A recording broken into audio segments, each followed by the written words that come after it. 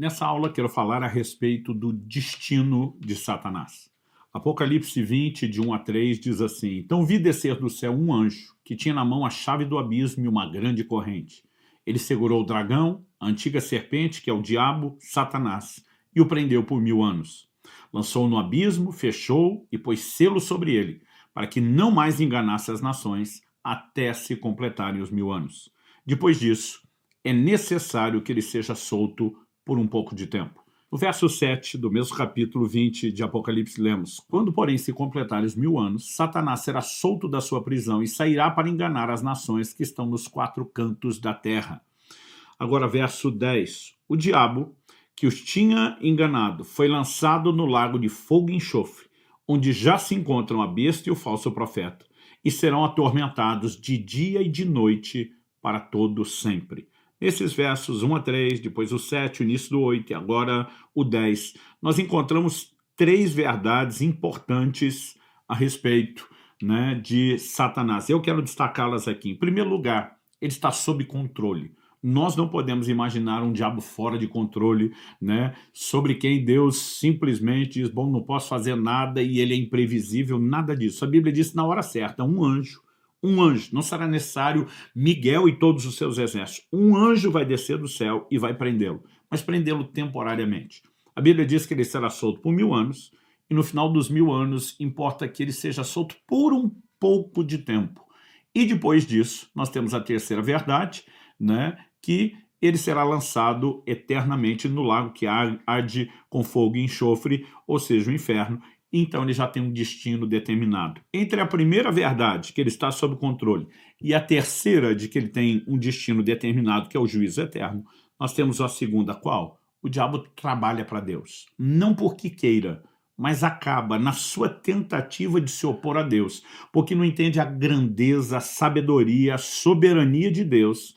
Ele acaba caindo em algumas armadilhas e as suas tentativas de trabalhar contra acabam cooperando para com o plano e o propósito de Deus, como eu vou te mostrar. Então, nessa aula, cujo propósito é enfatizar o terceiro aspecto, o destino final de Satanás, eu não poderia deixar de comentar de que até que isso aconteça, ele está sob controle e ele ainda trabalha para Deus, embora já tenha um destino determinado, certo e seguro de juízo eterno.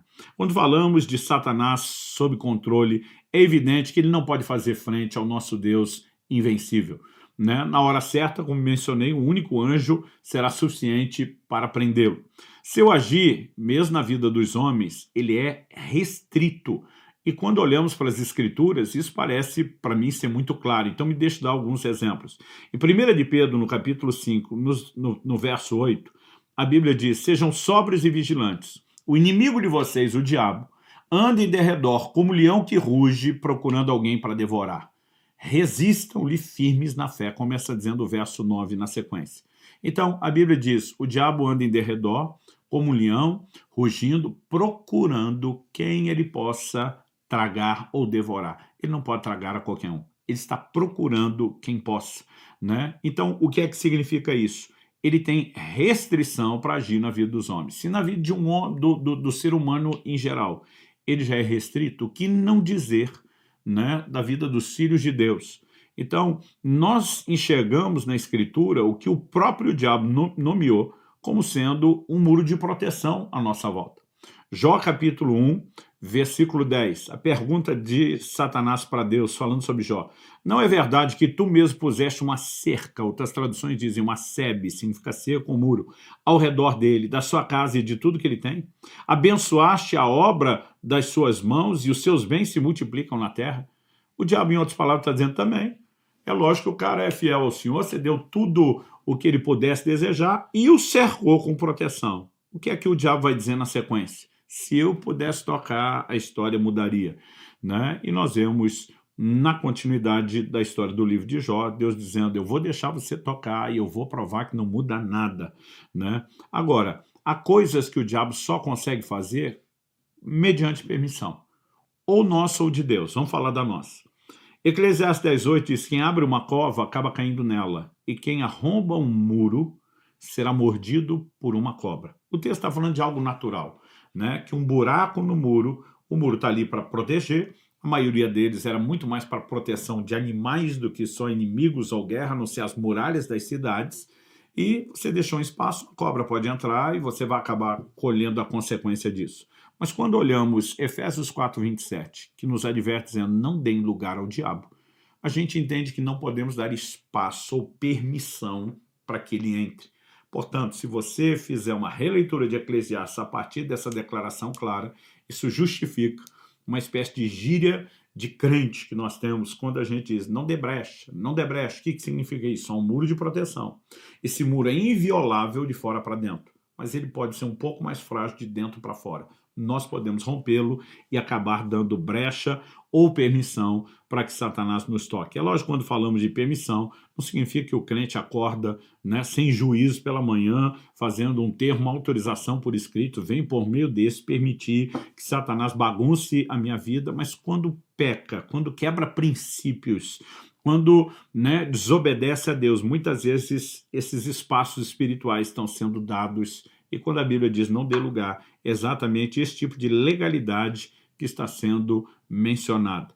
Então, olhamos para a Escritura e percebemos coisas que o diabo só pode fazer mediante permissão nossa ou de Deus, né? Então, tentar.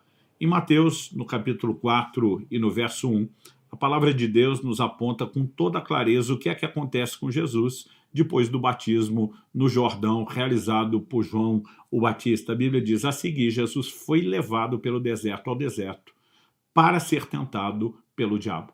O diabo iria atacar, o diabo iria confrontar, mas a Bíblia diz o Espírito levou ao deserto.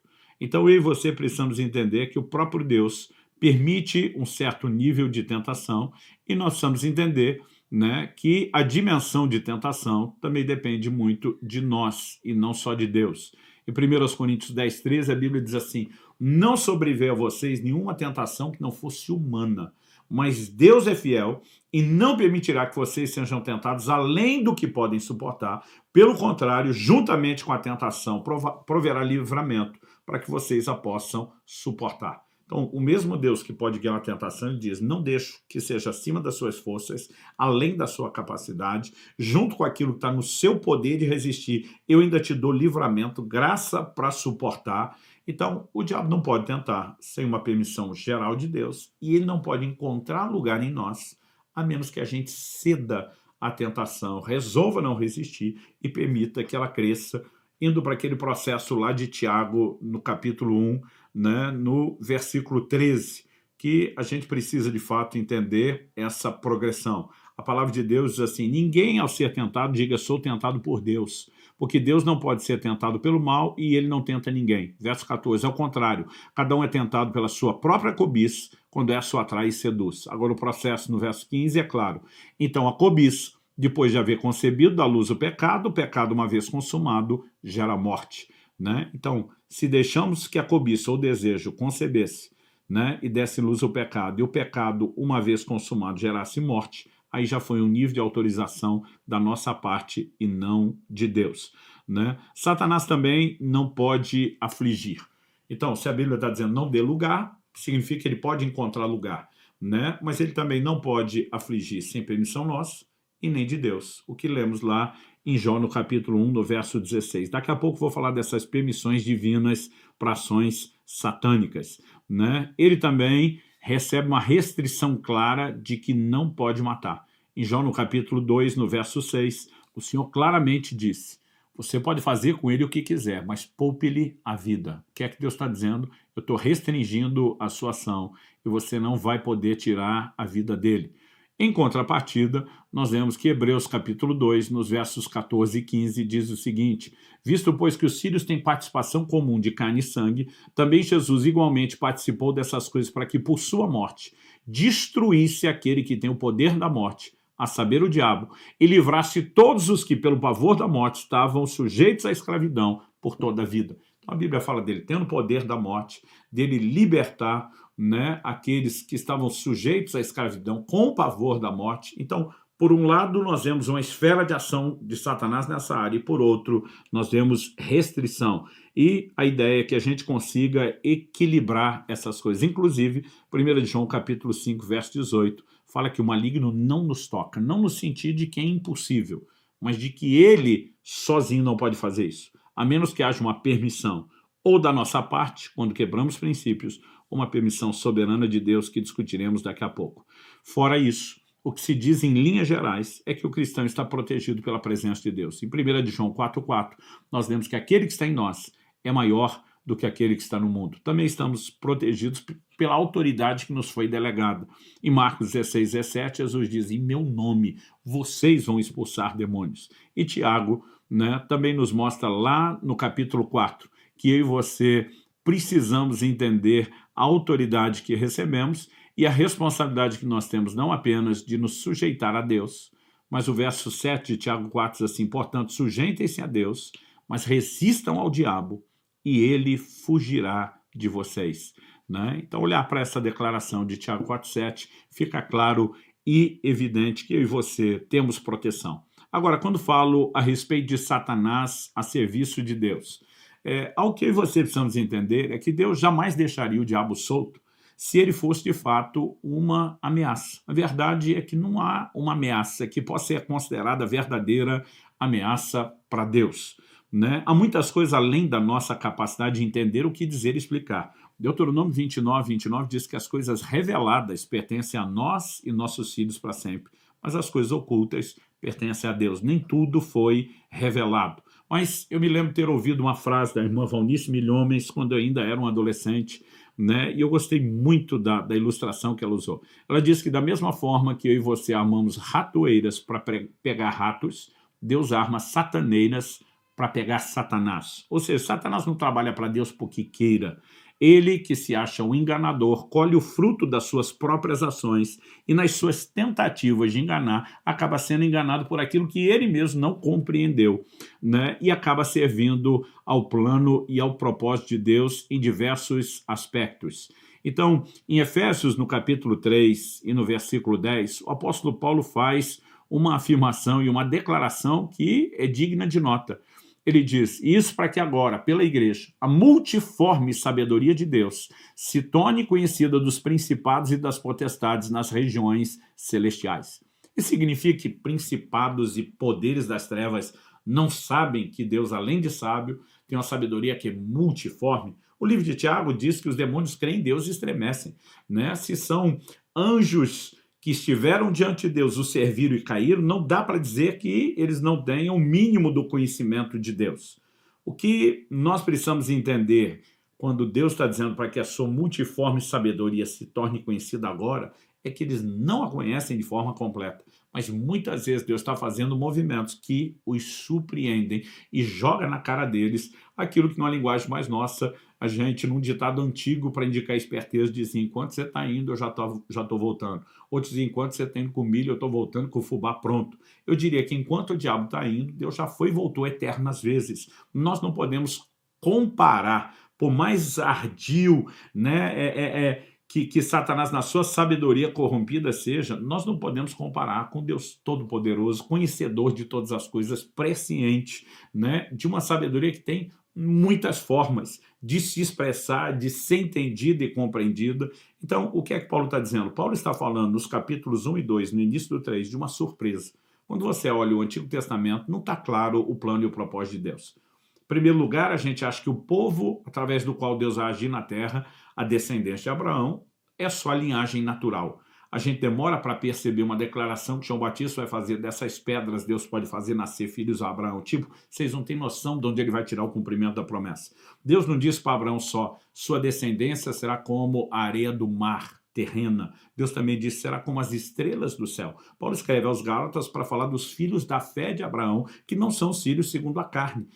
Ou seja, nós, a igreja de Jesus Cristo, em especial a igreja dos gentios, somos isso como a linhagem de Abraão, que ninguém conseguia entender. Isso é uma grande surpresa. Em todo o Antigo Testamento, Satanás se opõe à nação de Israel, ataca veemente e furiosamente a nação de Israel, e Deus levanta debaixo do nariz dele, com a obra da ressurreição de Cristo, a igreja como seu povo.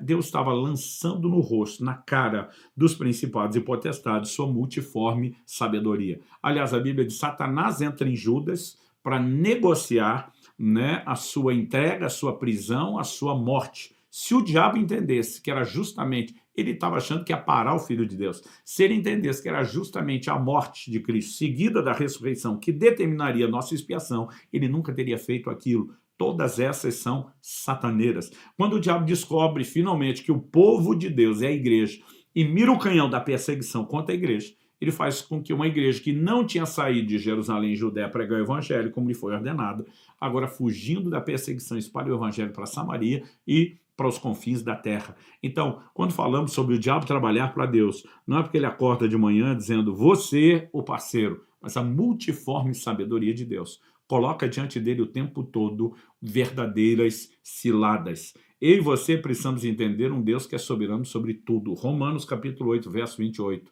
né? Diz que Deus faz com que todas as coisas cooperem juntamente para o bem daqueles que amam a Deus e são chamados segundo o seu propósito. Você vê os irmãos de José tentando se levantar não só contra ele, mas contra os planos que Deus tinha revelado por meio dos sonhos, de que um dia ele estaria numa posição de liderança, movido de inveja, de ciúme. A Bíblia diz que o venderam como escravo. Lá na frente, em Gênesis 50, 20, José vai dizer, vocês intentaram mal contra mim, mas Deus o transformou em bem, né? O curioso é perceber essas reviravoltas, que para Deus não existe circunstância que não seja reciclável, né? Para ele não tem refúgio. Na verdade, tudo é reciclável. E quando a gente olha nessa perspectiva, não dá para negar que a Bíblia apresenta claros exemplos de um serviço prestado, né, pelo diabo, né? Então, a gente pode falar desde situações como essa, né, dele tentar destruir José e acabar trabalhando para a preservação da nação que talvez não teria sobrevivido à fome, que ele não sabia. A própria questão da igreja, que ele não entende, e depois, quando entende, ataca, né, cria e promove uma movimentação favorável. Mas olhamos outras declarações bíblicas que não podem ser ignoradas. Eu, durante muito tempo, me incomodava lendo o livro de Jó, né, porque eu durante muito tempo tentei atribuir toda a culpa do que Jó passou ao próprio Jó, né? Em Jó 3,25 ele diz, o que eu temia me sobreveio, o que eu receava me aconteceu, né? Eu ficava dizendo, não, Jó não ia ficar intercedendo pelos filhos se não tivesse certeza que eles volta e meia estão aprontando algumas coisas. Alguém deu brecha para o diabo entrar. Mas eu lembro de um dia que uma pessoa fala para mim, Subirá, Deus chama o Jó de irrepreensível, que significa que ele não tem do que ser repreendido. E tu vai fazer esse malabarismo teológico, exegético, tentando fazer ele ser o responsável, né? Então, imagina que Jó deu brecha. O diabo que aproveita a brecha e entra e faça a bagunça como ele faz com todo mundo. Aí o diabo vai diante de Deus, esperar Deus confirmar se ele pode ou não usar a brecha. Ele falou, o que você está falando não concorda nem com a doutrina que você tem, não é nem apenas com a coerência do livro de Jó, né? Então, assim, nós não podemos negar que ele houve uma permissão divina para uma ação maligna, ainda que com restrições, e que, no final, a gente tem uma história completamente revertida, um Jó que conhece melhor a Deus do que antes, isso é inquestionável. Mas, assim como dizem os historiadores, né, que Martinho Lutero, na Reforma, queria tirar o livro de Tiago da Bíblia, porque ele não conseguia conciliar aquela declaração de me mostre sua fé, que eu te mostro minhas obras, quando ele veio justamente pregar a salvação por fé e não por obras, né? Dizem várias fontes históricas que ele queria tirar o livro de Tiago da Bíblia. Eu já tive vontade de tirar o livro de Jó, porque eu achava muito desconfortável.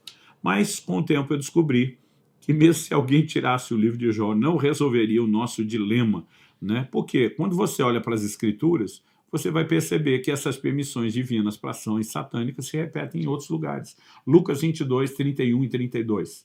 Simão, Simão, Jesus falando, eis que Satanás pediu para peneirar vocês como trigo.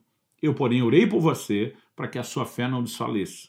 E você, quando voltar para mim, outras traduções dizem, quando te converteres, fortaleça os seus irmãos. Tenta imaginar essa conversa, né? Jesus caminhando com Judas, talvez ali pela areia de uma das praias da Galileia, dizendo, olha, Satanás pediu para passar a peneira nos céus. E ele quer ver o que é que sobra. Essa é a ideia da peneira, né? Imagino Jesus sendo encarado por Pedro como quem quer dizer, o senhor não ia permitir uma coisa dessa, né, Jesus? Né? Imagino até o Pedro perguntando, senhor, não brinca com isso não, sinistro esse negócio, né? E Jesus diz, eu roguei por você. Imagino que o Pedro está pensando, então não vai acontecer, não vai acontecer. Aí Jesus termina a frase, eu roguei por você, para que a tua fé não desfaleça. Em outras palavras, permissão concedida, Pedro. A peneira vai comer solta, mas isso não significa que eu esteja abandonando você. Estou na cobertura de oração, estou na cobertura de intercessão. E essa lista segue nas Escrituras. Por exemplo, no livro do Apocalipse mesmo, né, no capítulo 2 e no verso 10, nós vemos o Senhor dizendo: não tenha medo das coisas que você vai sofrer. Está falando com o anjo da igreja de Esmirna. Eis que o diabo está para lançar alguns de vocês na prisão, para que vocês sejam postos a provas e passem por uma tribulação de 10 dias. Seja fiel até a morte, e eu lhe darei a coroa da vida. Olha o que o Senhor está dizendo, não tenha medo. Mas quem que vai, né, lançá-los na prisão, colocá-los naquele nível de provação e dizer: é o diabo que vai fazer isso. Deus está dizendo: não sou eu, é o diabo. Mas vocês sejam fiéis até a morte, segure a onda, nem que isso signifique morrer. O que é que ele está dizendo? Ele não diz: repreenda o diabo em meu nome, usa a autoridade do crente, se levanta contra ele, todas as ferramentas de guerra que eu acredito que nós temos que usar. Mas há momentos onde Deus diz: vai acontecer, eu deixei. Em situações como essa, o que a gente percebe é que Deus nunca está deixando de nos cuidar, nunca está nos abandonando. Ele sabe como tratar conosco, ele sabe como tirar recursos surpreendentes de todas essas circunstâncias, e ele sempre faz com que todas as coisas cooperem para o bem daqueles que o amam e para os seus próprios planos e propósitos. Terceiro e último lugar, vamos falar aqui a respeito do destino de Satanás. Em primeiro lugar, há um julgamento prometido, e essa promessa ela acontece logo cedo na Bíblia. Lá no livro de Gênesis, logo depois da queda, né, nós vemos uma declaração de Deus que é feita para a serpente. Né? Ela começa no verso 14, mas no 15 Deus diz assim: porém inimizade entre você e a mulher, entre a sua descendência e o descendente dela. Este lhe ferirá a cabeça e você lhe ferirá o calcanhar. Né? Lá na frente, nós vemos o apóstolo Paulo escrevendo aos Gálatas, dizendo que esse descendente é Cristo. Né? O que significa? Você vai ferir o calcanhar. Cristo morreu, foi atacado por Satanás que achava que ia pará-lo. Essa pequena ferida momentânea não foi nada. Deus usa essa ferida justamente para que seja esse pisão do pé do Senhor Jesus, para esmagar a cabeça da serpente. Agora, a gente olha e vê um aspecto desse julgamento anunciado já cumprido. Mas nós vemos outro paralelo que ainda está para se cumprir. Em Romanos 16, 20, a Bíblia diz: e o Deus da paz, em breve, então Paulo está dizendo, ainda não aconteceu nem com a vinda de Jesus, a primeira, em breve esmagará debaixo dos vossos pés a Satanás. Acho curioso entender também que quando a Bíblia fala de Jesus, o apresenta como cabeça, quando fala da igreja, o apresenta como o seu corpo, o que leva muitos estudiosos a comentarem. Quando a Bíblia está falando dos pés, está falando que Deus vai usar a igreja, né, para andar de forma triunfante em vitória sobre Satanás. Por isso que Jesus diz: eu dou poder a vocês para pisar serpentes, escorpiões. Mas o fato que ainda há, né, um aspecto dessa palavra para se cumprir no sentido de um juízo que foi prometido e um juízo que terá o seu cumprimento. No Evangelho de João, no capítulo 12, no verso 31, Jesus diz: chegou o momento de ser julgado esse mundo, e agora o seu príncipe será expulso. Jesus estava se referindo a Satanás. Haverá julgamento, e isso vai interferir diretamente, né, na pessoa de Satanás. E nós vemos que os apóstolos atestaram essa verdade, como Paulo em Romanos 16, 20, que acabei de ler. Então, além do julgamento prometido, nós precisamos olhar para a vitória de Cristo, como algo que começa lá na cruz. Em Colossenses, no capítulo 2, nos versículos 14 e 15, né, nós temos a seguinte declaração da palavra de Deus: tendo cancelado o escrito de dívida que era contra nós, que constava de ordenança, o qual nos era prejudicial, removeu inteiramente, encravando na cruz e despojando os principados e as potestades, publicamente os expôs ao desprezo, triunfando deles na cruz. A Bíblia fala de um triunfo na cruz, que significa, inclusive, né, despojá-los. Em Hebreus, no capítulo 2, nos versos 14 e 15, a Bíblia diz: visto, pois, que os filhos têm participação comum de carne e sangue, destes também ele igualmente participou, está falando de Jesus, para que por sua morte destruísse aquele que tem o poder da morte, a saber, o diabo, e livrasse todos os que, pelo pavor da morte, estavam sujeitos à escravidão por toda a vida. Então, Deus decide que é por meio da morte de Jesus, que é o que acontece na cruz, que o diabo seria vencido.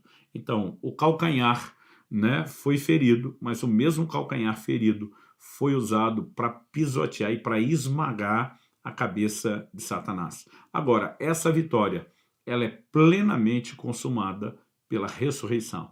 Ela começa com aquilo que Jesus faz na morte, mas é selada pela ressurreição. Em Apocalipse 1,18, né, nós vemos o próprio Jesus dizendo, no final do 17 ele diz, não temas, eu sou o primeiro e o último. O 18 diz, e aquele que vive, estive morto, mas eis que estou vivo pelos séculos dos séculos e tenho as chaves da morte e do inferno. Chaves aqui, né, tem o sentido de autoridade. Então Jesus está dizendo, eu morri, eu venci, eu conquistei minha plena vitória. Agora, nós também sabemos que há um tempo determinado. Em Hebreus, no capítulo 10, por exemplo, a palavra de Deus falando a respeito de Cristo, diz o seguinte, verso 13 de Hebreus 10, aguardando daí em diante, até que os seus inimigos sejam postos por estrado de seus pés. O que é daí em diante? O final do verso 12 diz que Jesus assentou-se à direita de Deus.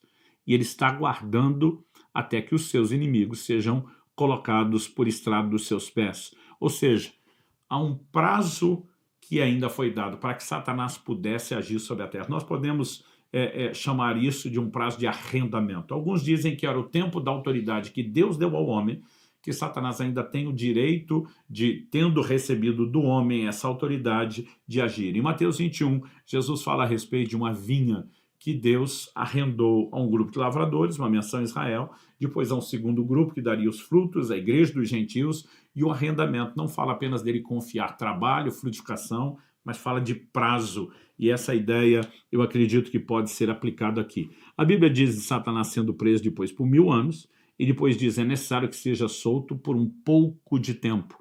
Então, há um prazo determinado para a ação de Satanás, há um prazo determinado para que ele seja tirado de circulação, há um pequeno prazo para que ele volte a agir. Enfim, se cumprirá, né, o juízo determinado, como lemos em Apocalipse, no capítulo 20 e no versículo 10, de que Satanás será definitivamente julgado por toda a eternidade. O texto sagrado diz, o diabo, o sedutor deles, foi lançado para dentro do lago de fogo e enxofre, onde já se encontram não só a besta, como também o falso profeta, e serão atormentados de dia e de noite pelos séculos dos séculos. Inegável que o diabo tem feito estrago na vida de muita gente. No entanto, ele não pode fazer tudo o que quer, ele tem limites e restrições, ele vai conquistando espaço no coração e na vida das pessoas para amplificar sua destruição à medida que elas intensificam sua rebeldia contra Deus, porque à medida que se sujeitam, elas podem experimentar a proteção. Então, nós podemos dizer que Satanás não está fora de controle, ele não pega Deus de surpresa, ele não vai impedir nada dos planos e propósitos finais de Deus, embora ele esteja atrapalhando pessoas que escolheram não se submeter a Deus. No entanto, ele será definitivamente, finalmente julgado, lançado no lago de fogo e enxofre. Eu lembro que quando garoto, muitas vezes quando eu lia isso, eu só conseguia pensar, bem feito, né? Como quem diz assim, julgamento merecido. Mas a Bíblia não fala isso para que a gente se alegre, né? Porque ele será punido, mas para que a gente se regozije no fato de que é um Deus justo. E esse Deus que é justo, que tem parâmetros claros, bem definidos, revelados na sua escritura de justiça, executará juízo contra todos aqueles que têm se posicionado no pecado, na rebeldia, sem arrependimento. Isso envolve tanto homens, como também envolve o destino eterno de Satanás e dos seus demônios. Destino esse que já foi estabelecido, é só uma questão de tempo, está determinado, será executado e inevitavelmente se cumprirá. Ou seja, não precisamos temer o nosso inimigo. A semelhança de alguém que já assistiu o filme, nós podemos dizer, sabemos o fim do filme, sabemos quem vence essa batalha e sabemos que o mal será punido. A Deus toda a glória.